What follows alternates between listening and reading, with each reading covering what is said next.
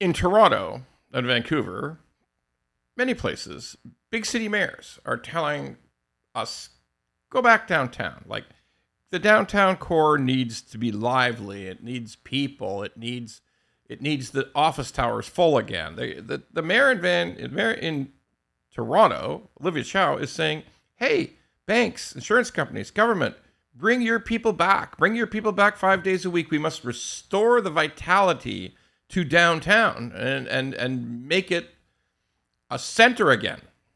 Well, how can you get there? For the love of God, how can you get to downtown Toronto? They've closed all the roads. There's like, I don't know what, you can't go. If you are living outside Toronto, I'll tell you how bad it is. I'll tell you how bad this is. If you live on the west side of Toronto and have family on the east side of Toronto, you may not see them very much. It's too hard. It's too damn hard to get from one side of Toronto to the other. It could take an hour and a half. Yeah, an hour and a half, and you live in the city, not outside the city, in the city. They've closed so many roads, screwed so much up, so many bike lanes, so many things that don't work, so many things torn up. It's such an unmanageable mess in Toronto that people can't visit their friends and family on one side of the city to another. So how in the world are they going to get downtown? Wait. Transit, you say. Mayors and city planners everywhere say, oh, public transit. We just need lots of public transit. Well, they can't get it to work. They've got a Crosstown LRT in Toronto that may never finish. I know that sounds like hyperbole, Ron. That sounds like you're just blowing smoke.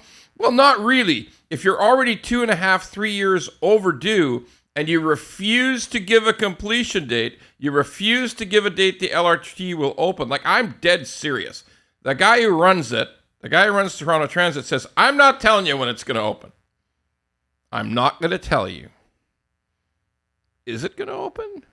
Nobody knows. So here's where we're at. We have congestion that's just off the charts because so many roads are closed. And they don't care. Oh, and by the way, when they close a road, they're not closing it for 6 months. They're not closing it for 9 months. No.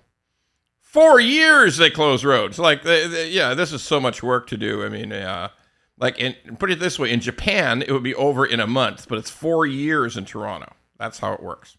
I'm not kidding. People say, oh, you're such a big critic. No, it's insanity. Pretty soon, when somebody talks about, all over the world, when people talk about a absolute congested, screwed up city nightmare, they're just going to call it a Toronto. Oh yeah, nobody can get downtown anymore. It's a Toronto.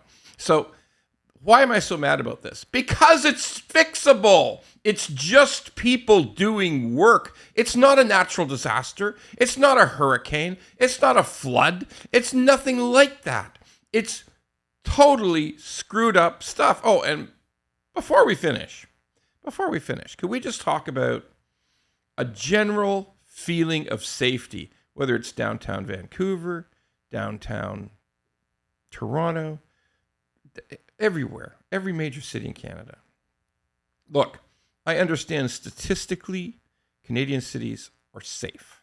They're so much safer than similar sized cities in the United States.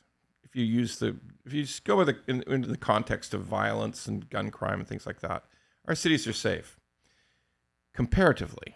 But when it comes to screwed up, look, let's just say it straight to the point, even though it's disgusting. There's way too many people pooping and peeing openly in downtown these cities, like particularly Toronto and Vancouver. Like, there's way too many people just wandering the street with their shirt off, screaming at the sky, and jumping up and down like maniacs. I know.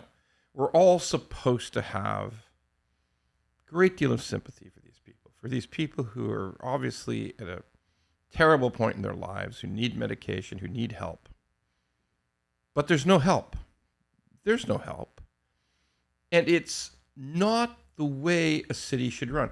I know, it sounds like I'm just an old fart, an old geezer, whining about the fact things aren't the way they were before. But let me tell you, 25 years ago, 30 years ago in Toronto, there was nobody running up and down the streets with their shirt off screaming at the sun. Okay, they for a short time, and then the situation was under control. There was no universal odor of urine in every single open doorway that is obviously available for sleeping in overnight. Like, look, it doesn't have to be this way. It just doesn't. There's many, many huge cities in the world where it's not this way. You can't even actually spit in Singapore. They'll arrest you. Okay, so it doesn't have to be this way.